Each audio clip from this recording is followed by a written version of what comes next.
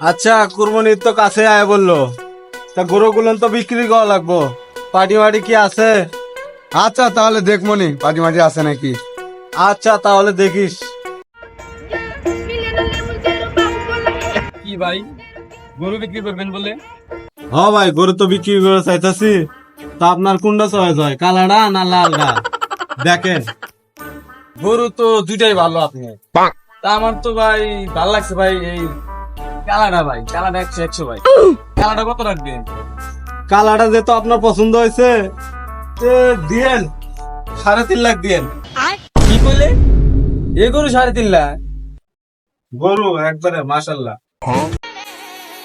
না আমার তো সই ধরতেছে না এই গরু 3.5 লাখ।